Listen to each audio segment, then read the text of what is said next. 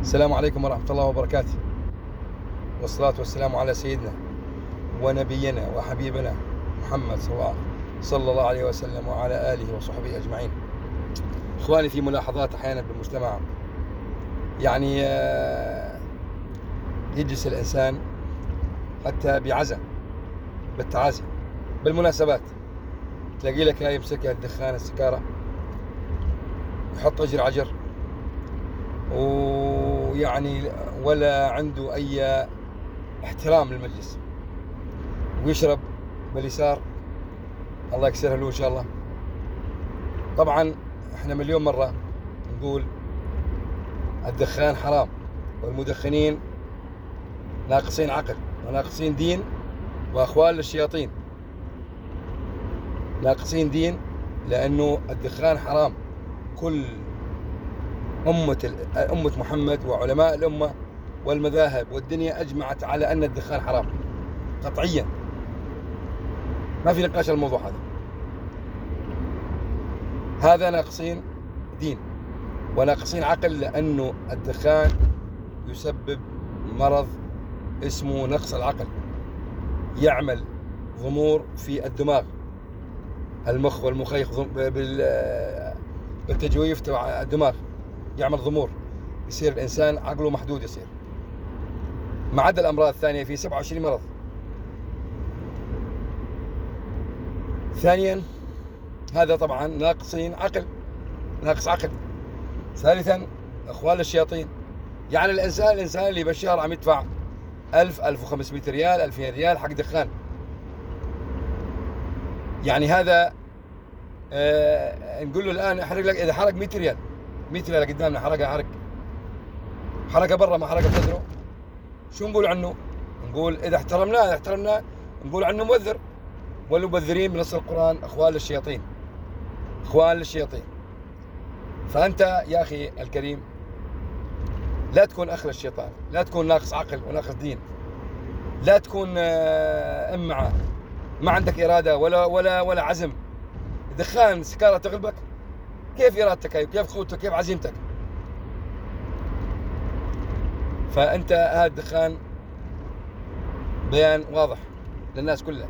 يعني إنسان ما عنده واحد، والله اللي عنده عقل قسم بالله ما يدخن، وأقسم بالله العظيم اللي عنده عقل ما يدخن. هي الشغلة الثانية يعني شرب باليمين وباليسار. يعني الرسول صلى الله عليه وسلم قال: يا غلام كل، سم الله يا غلام، سم الله وكل بيمينك وكل مما يليك. احنا كثير ناس تشرب باليسار، ويكون ايدها على اليمين ما في شيء، سالمه ما في شيء منه، اما يشرب باليسار. ونحن لما نقول له يا اخي الرسول صلى الله عليه وسلم قال انه يعني امرنا انه نتقيد بالسنه ونشرب باليسار، فيزعل هو الرجال وينتفض ويقول: شو بدك، أنا حر أشرب ما أشرب، حر أنا. طبعا هذا سفيه تافه، لأنه يستهزئ بالسنة. نقول له السنة، يقول لي مالي ولا السنة. وهل تعلم يا أخي الكريم اللي يستهزئ بالسنة كافر على المذاهب الأربعة؟ من استهزئ بالسنة فقد كفر، هذا قطعا. لا أحد يناقش يقول تكفر وما تكفر، هذا كلام واضح بيان.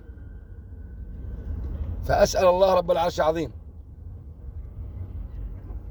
يعني اللي يشرب باليمين ويشرب باليسار، ويجي ناس يعني تأمره بالأمر المعروف، يعني تقول له يعني هيك تنصحه، وما يقبل نصيحة ولا يتوب. أسأل الله إنه الله يشل يده اليسرى، لأن الرسول صلى الله عليه وسلم كان جالس بين جماعة، وأحد الصحابة، وهو صحابي، أحد الصحابة يشرب باليسار، فالرسول صلى الله عليه وسلم يقول له: اشرب بيمينك بيمناك. المرة الثانية كمان نفس الشيء، اشرب بيساره، يقول له: اشرب بيمناك. الثالثة قال له: اشرب بيمناك يا هذا.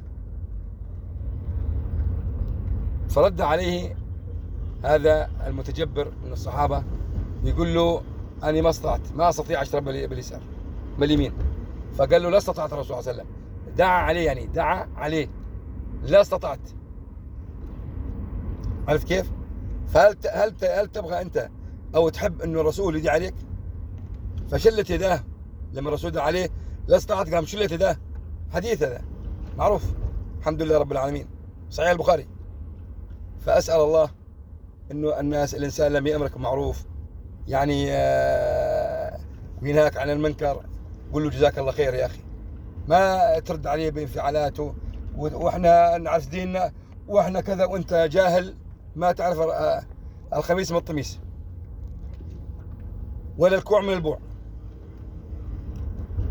فلا تكبر وتجبر وتقول أنا أعرف ألف. فالإنسان لازم يتقي الله، يخاف الله. وإحنا رسول الله صلى الله عليه وسلم القدوة والأسوة الحسنة، قدوتنا محمد صلى الله عليه وسلم. حياكم الله وربي يحفظكم إن شاء الله.